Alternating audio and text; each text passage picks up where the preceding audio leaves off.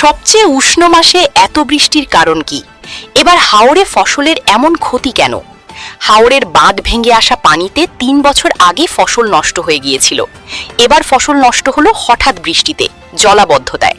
ফসলের ক্ষতি যেন রফিকুল ইসলামের জীবনের সঙ্গে জড়িয়ে গেছে। তার বাড়ি সুনামগঞ্জের জামালগঞ্জ উপজেলার পাগনার হাওড় এলাকার লক্ষ্মীপুর গ্রামে। ৫০ বছর বয়সী কৃষক রফিকুল বলছিলেন, হাওড়ে আগে বাঁধ ভাঙ্গা বহুত মানুষের ধান গেছে, আমারও ক্ষেত নষ্ট হইছে। এবার মেঘের পানিতে দেখা দিল ডুবরা, জলাবদ্ধতা। ইলা আগে কোনো সময় হইছে না। এখন বাঁধও ভাঙে, লগে ডুবরাও হাওড়ের ধান যায়। হাওড় অঞ্চলে রফিকুলের মতো হাজার হাজার কৃষকের বড় ভরসা বোরো ধান। হাওড় এলাকাটাই এমন, এক মৌসুমে এই একটি ফসলের উপরই জীবন চলে বড় অংশের কৃষকের। সেই ফসলেরই এবার সীমাহীন ক্ষতি। এর উপর নির্ভর করে পুরো বছরের খাদ্যের সংস্থান। এপ্রিল শেষের অতিবর্ষণ, উজানের ঢল, পাহাড়ি নদীগুলো উপচে পড়ায় প্লাবিত হয়েছে হাওড়ের বিস্তীর্ণ এলাকার ফসল। অনেক কৃষকই ধান কাটবো করে সময় গুনছিলেন। এমন সময় এলো বিপর্যয়। এই বৃষ্টি শুধু হাওড়ের জেলাগুলোর ধানের ক্ষতি করেই ক্ষান্ত হয়নি। দেশের বিভিন্ন স্থানে তরমুজ, মুগ ডাল, বাদাম এবং সূর্যমুখী সহ নানা ফসলেরও ক্ষতি করেছে। ক্ষতির সীমা ছড়িয়েছে দক্ষিণ পূর্ব, এমনকি উত্তরের কোনো কোনো জেলায়ও। কৃষিবিদ, আবহাওয়াবিদ, পানি বিশেষজ্ঞ এবং জলবায়ু বিশারদেরা ফসলের এই ক্ষতির জন্য দুষছেন এপ্রিলের অকাল বৃষ্টিকে। আবহাওয়া অধিদপ্তরের তথ্য বলছে ২০১৭ সালের পর দেশে এপ্রিল মাসে এত বৃষ্টি আর হয়নি। এপ্রিল দেশের সবচেয়ে উষ্ণ মাস, কিন্তু এ সময়ে এত বৃষ্টির জন্য প্রস্তুত ছিল না কেউ। দেশের সবচেয়ে উষ্ণ মাস এপ্রিল। এ মাসে গড় তাপমাত্রা থাকে ৩৩.২ ডিগ্রি সেলসিয়াস। তবে এবার এপ্রিল মাসে সর্বোচ্চ ও গড় তাপমাত্রা স্বাভাবিক থেকে যথাক্রমে ০.৬ ডিগ্রি এবং ০.১ ডিগ্রি সেলসিয়াস কম থেকেছে। চলতি বছর গরমের মৌসুমের শুরুর দিকেই আবহাওয়া অধিদপ্তর পূর্বাভাস দিয়েছিল অন্তত এপ্রিলে গরম তত তীব্র হবে না। দেখা গেছে ২২ এপ্রিল শুধু একদিন রাজশাহীতে সর্বোচ্চ তাপমাত্রা ৪০ ডিগ্রি সেলসিয়াস। ২০২৪ সালে পুরো এপ্রিল মাস তাপপ্রবাহ ছিল। সদ্যবিদায়ী এপ্রিলে বিচ্ছিন্নভাবে তাপপ্রবাহ থেকেছে বিভিন্ন স্থানে, তবে তা টানা থাকেনি। মাসের শুরুতে তাপপ্রবাহ শুরু হলেও ২ দিনের মধ্যেই তা কমে যায়। তারপর বৃষ্টি শুরু হয় প্রথম সপ্তাহে। দ্বিতীয় সপ্তাহের পর আবার তাপপ্রবাহ শুরু হলে তা টেকে ৭ দিনের মতো। তাও দেশের সর্বত্র তা থাকেনি। সর্বোচ্চ ২২টি জেলায় তাপপ্রবাহ ছিল। মাসের শেষ দিকে আবার বৃষ্টি শুরু হয়। এখন এই মে মাসের ৩ দিন চলে গেলেও সেই বৃষ্টির রেশ রয়ে গেছে।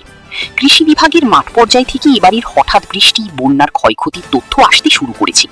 কৃষি সম্প্রসারণ অধিদপ্তরের সরেজমিন উইং শাখা ফসলের ক্ষয়ক্ষতি নিরূপণ এবং এ নিয়ে সরকারকে নানা পরামর্শ দেয়।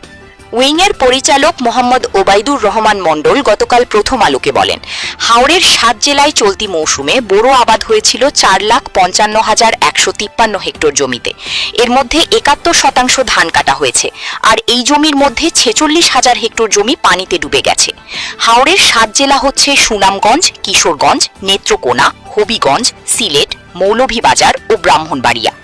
তবে হাওড়ে কৃষকদের নিয়ে কাজ করা বিভিন্ন সংগঠনের সংশ্লিষ্ট ব্যক্তিরা বলছেন, কৃষি বিভাগের দেওয়া হিসাবের তুলনায় ধানের ক্ষতি আসলে অনেক বেশি। ক্ষতির পরিমাণ নিরূপণ করতে তারা কিছুটা রক্ষণশীল হচ্ছেন, কারণ এক এক স্থানে ধানের দাম এক এক রকম। অন্যান্য ফসলের দামেও ভিন্নতা আছে এলাকা ভেদে। ক্ষতি নিরূপণে সময় লাগবে। শুধু সুনামগঞ্জের কৃষি বিভাগের হিসাব অনুযায়ী বৃষ্টিতে ১৮,০০০ হেক্টরের জমি ক্ষতিগ্রস্ত হয়েছে, আর এর আগে ক্ষতি হয়েছে ২,০০০ হেক্টরের ফসল।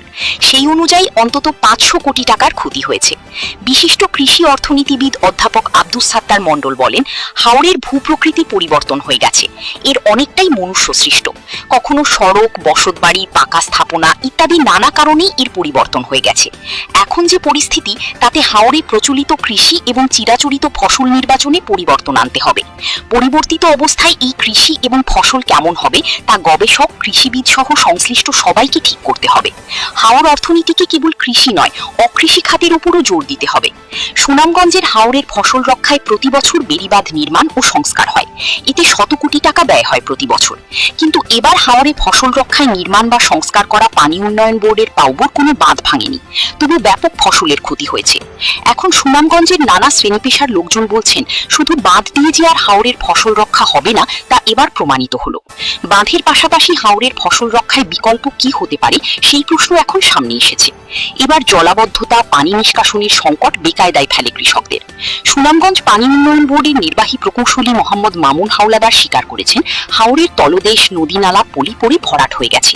আবার এসবের উপর অনেকে স্থাপনা তৈরি করায় পানি নিষ্কাশনে প্রতিবন্ধকতা সৃষ্টি হয়েছে, যে কারণে পানি সহজে নামতে পারেনি।